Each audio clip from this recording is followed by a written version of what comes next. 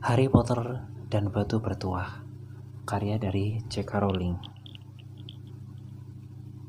Mr. dan Mrs. Dursley yang tinggal di Private Drive nomor 4 bangga menyatakan diri mereka orang-orang yang normal. Untunglah.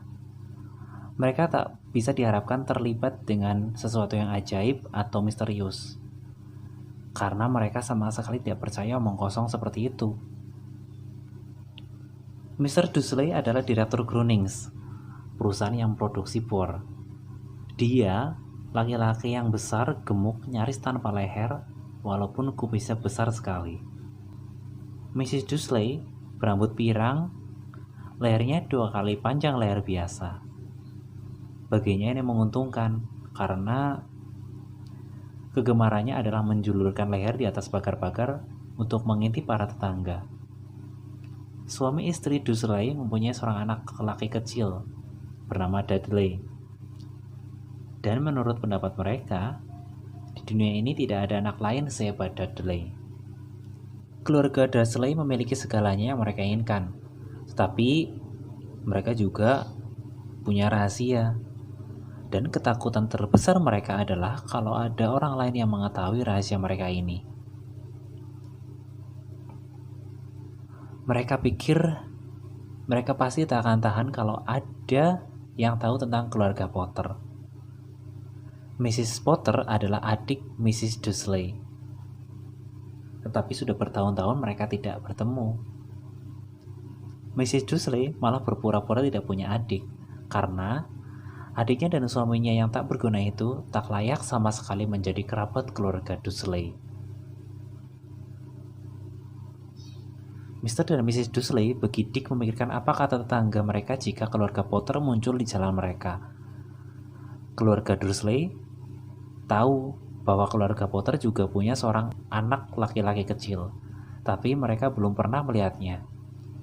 Anak inilah salah satu alasan bagus lain kenapa mereka tak mau dekat-dekat dengan keluarga Potter. Mereka tak ingin Dudley bergaul dengan anak seperti itu. Ketika Mr. dan Mrs. Dursley bangun pada hari Selasa pagi yang mendung saat cerita kita ini mulai, tidak ada tanda-tanda di langit berawan di luar bahwa akan terjadi hal-hal misterius dan aneh di seluruh negeri. Mr. Dursley bersenandung ketika dia memakai dasinya yang sangat membosankan untuk dipakainya kerja. Dan Mrs. Dursley sedang bergosip riang saya berkutat dengan Dudley yang menjerit-jerit dan mendudukkan anak itu di kursinya yang tinggi. Tak seorang pun dari mereka melihat seekor burung hantu besar kuning kecoklatan terbang melintasi jendela. Pukul 8:30, Mr. Dursley memungut tas kerjanya, mengecup pipi Mrs. Dursley, dan mencoba mengecup Dursley, tetapi gagal, sebab sekarang Dudley ngadat dan melempar-lempar serealnya ke dinding. Dasar anak-anak, senyum Mr. Dursley sambil masuk mobilnya dan memundurkannya keluar dari garasi rumah nomor 4. Di sudut jalanlah pertama kali dia menyadari ada sesuatu yang aneh. Seekor kucing membaca peta. Sekejap, Mr. Dursley tidak menyadari apa yang telah dilihatnya. Kemudian, dia menolak untuk melihatnya sekali lagi. Ada kucing betina berdiri di ujung jalan Private Drive, tapi sama sekali tak kelihatan ada peta. Rupanya tadi cuma hayalannya. Mungkin tipuan cahaya. Mr. Dursley mengejapkan matanya dan memandang ulang kucing itu. Si kucing balas memandangnya. Saat Mr. Dursley berbelok di sudut dan meneruskan perjalanan, dia memandang kucing itu lewat kaca spionnya. Kucing itu sekarang sedang membaca papan jalan yang bertuliskan Private Drive. Bukan membaca, melainkan memandang papan jalan itu. Kucing itu tidak bisa membaca peta ataupun papan jalan. Mr. Dursley menggelengkan kepalanya dan mencoba melupakan kucing itu. Selama mengendarai mobilnya ke kota, yang dipikirkannya hanyalah pesanan bor dalam jumlah besar yang akan didapatkannya hari itu. Tetapi menjelang masuk kota, bor tergusur keluar dari pikirannya oleh sesuatu yang lain. Sementara terjebak macet seperti biasanya, dia melihat banyak orang berpakaian aneh. Orang-orang memakai jubah. Mr. Dursley tak tahan melihat orang-orang yang berpakaian aneh-aneh. Dan anak muda zaman sekarang. Dia kira jubah blow-on ini sedang mode. Dia mengetuk-ngetukkan jarinya pada kemudi mobil, dan matanya menatap serombongan orang aneh yang berdiri cukup dekat. Mereka berbisik-bisik dengan tegang. Mr. Dursley sebal sekali melihat bahwa dua di antara mereka sama sekali tak muda lagi. Yang pakai jubah hijau zamrud itu bahkan lebih tua dari dia. Kelewatan benar. Tetapi kemudian terlintas di benaknya bahwa mereka mungkin sengaja berdandan seperti itu, pastilah sedang mengumpulkan dana entah atau apa ya, pasti seperti itu. Kendaraan-kendaraan mulai bergerak, dan beberapa menit kemudian Mr. Dursley tiba di tempat parkir Groenings. Pikirannya kembali dipenuhi oleh bor.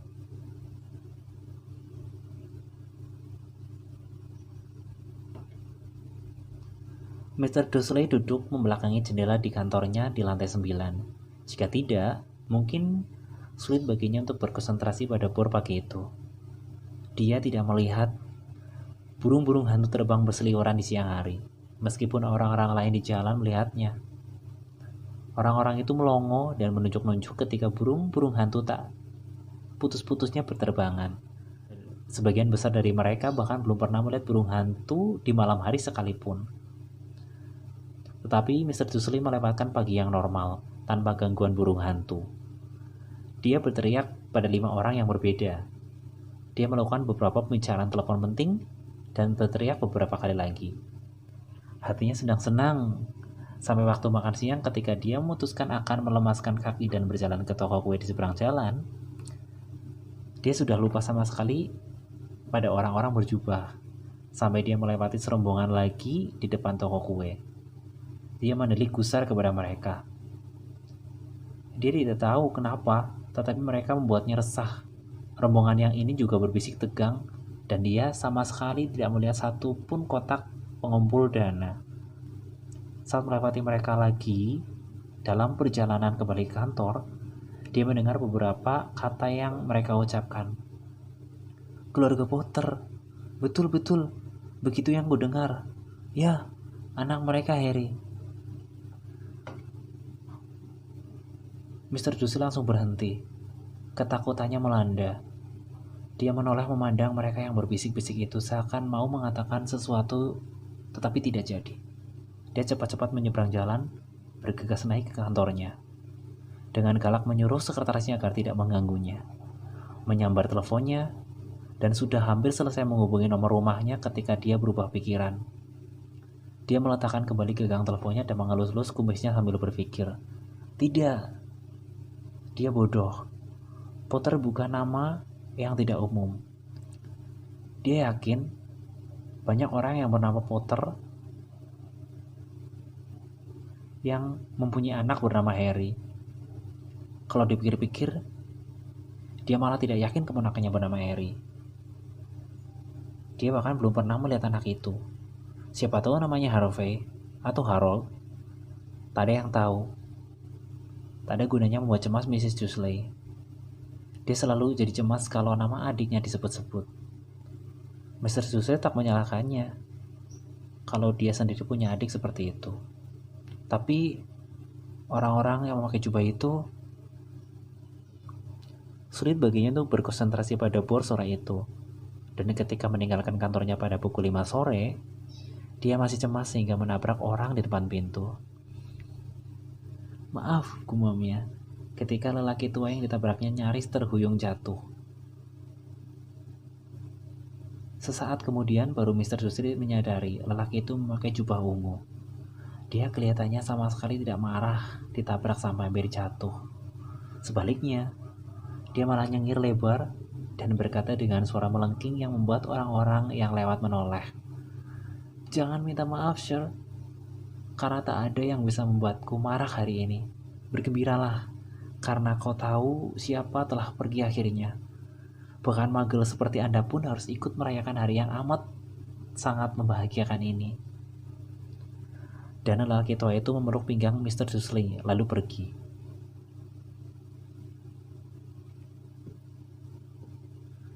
Mr. Dursley terpaku di tempatnya. Dia baru saja dipeluk oleh orang yang sama sekali asing. Seingatnya dia juga disebut magel. Entah apa itu artinya. Dia jadi bingung. Dia bergegas ke mobilnya dan pulang, berharap semua tadi hanya khayalannya. Ini sesuatu yang tak pernah terjadi sebelumnya, karena dia orang yang tak suka berkhayal. Ketika mobilnya meluncur masuk ke pekarangan rumah nomor 4, yang pertama kali dilihatnya, dan ini tidak membuatnya bertambah lega, adalah kucing betina yang telah dilihatnya pagi tadi. Kucing itu sekarang duduk di atas tembok pekarangannya. Mr. Dursley yakin itu kucing yang sama. Dia punya tanda yang sama di sekeliling kedua matanya. Syuh, syuh. Mr. Dursley mengusirnya. Kucing itu tidak bergerak. Dia malah menatap galak Mr. Dursley. Apa itu perilaku normal kucing? Pikir Mr. Dursley. Sambil berusaha menenangkan diri, dia masuk ke rumah. Dia masih bertekad tidak akan menceritakan apa-apa kepada istrinya. Mrs. Dursley melewatkan hari yang normal dan menyenangkan. Saat makan malam, dia bercerita kepada Mr. Dursley tentang ibu tetangga yang punya masalah dengan anak perempuannya, dan bahwa Dudley sudah bisa ngomong kalimat baru. Tak mau. Itu kalimatnya. Mr. Dursley berusaha bersikap biasa. Ketika Dudley sudah ditidurkan, Mr. Dursley ke ruang keluarga untuk mendengarkan kabar terakhir dalam berita malam. Dan akhirnya, para pengamat burung hantu dari segala tempat melaporkan bahwa burung hantu di seluruh negeri bersikap aneh sekali hari ini. Meskipun burung hantu normalnya berburu di malam hari dan jarang terlihat di siang hari, ratusan orang melihat burung-burung hantu berterbangan ke segala penjuru sejak matahari terbit.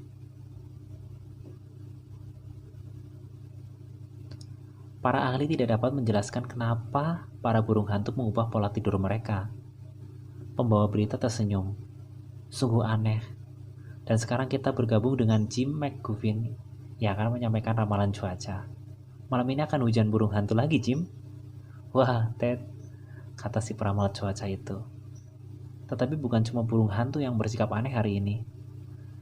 Para pemirsa sampai sejauh Kent, Yorkshire, dan Dundee bergantian meneleponku untuk memberitahu bahwa alih-alih hujan seperti yang kuramalkan kemarin, yang mereka dapat adalah bintang-bintang jatuh.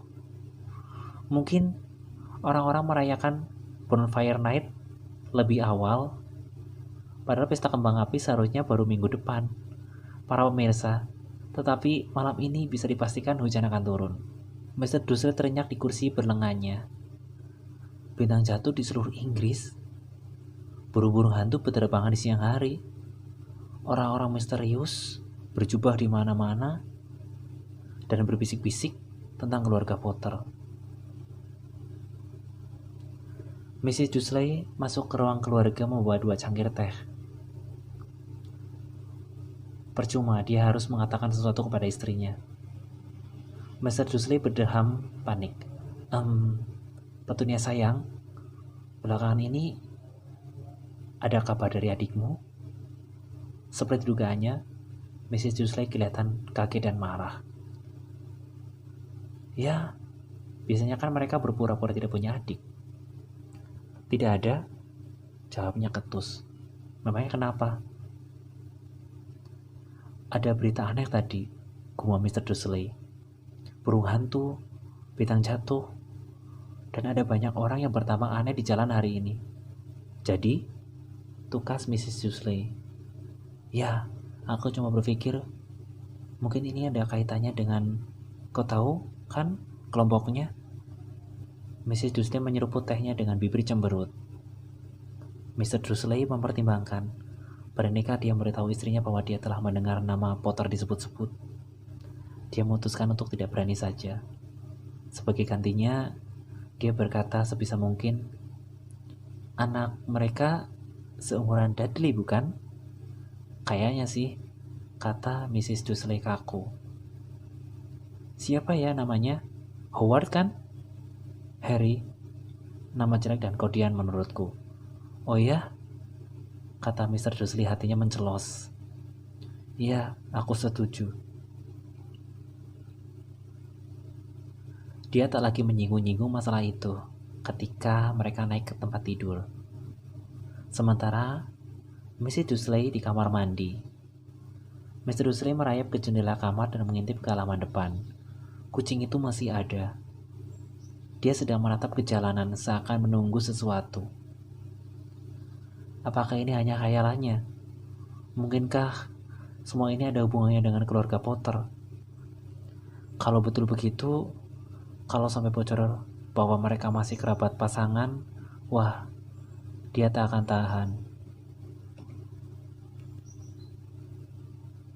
Suami istri Dursley naik ke tempat tidur. Mrs. Dursley segera tidur, tetapi Mr. Dursley tidak. Dia memikirkan segala kemungkinan.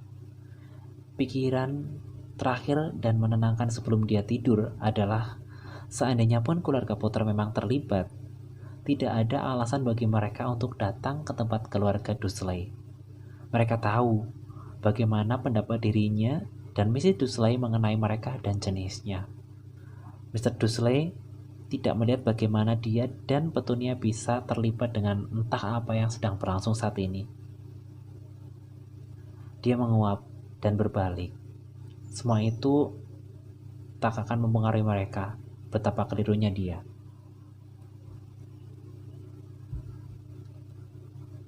Mr. Dursley mungkin saja bisa tidur, walau tak enak. Tapi kucing di atas tembok di luar sama sekali tak menunjukkan tanda-tanda mengantuk. Dia duduk diam bagai patung. Matanya memandang tanpa kedip ke sudut private drive di kejauhan. Ketika ada pintu mobil digabrukan di jalan sebelah, dia tetap bergeming. Begitu juga ketika ada 2 burung hantu melayang di atasnya. Kucing itu baru bergerak menjelang tengah malam. Seorang laki-laki muncul di sudut yang diawasi kucing itu. Kemunculannya begitu mendadak tanpa suara, sehingga kau akan mengira dia muncul begitu saja dari dalam tanah. Ekor si kucing bergerak dan matanya menyipit. Belum pernah ada orang semacam ini di private drive. Dia tinggi, kurus, dan sudah tua sekali. Kalau dilihat dari rambut dan jenggot putihnya yang sudah cukup panjang dan diselipkan di ikat pinggangnya. Dia memakai jubah ungu panjang yang menyapu jalan dan sepatu bot bergespernya dengan hak tinggi. Mata birunya terang dan bercahaya di balik kacamatanya yang berbentuk bulan separuh dan hidungnya panjang serta bengkok. Seakan sudah pernah patah paling tidak 2 kali. Nama laki-laki ini Albus Dumbledore.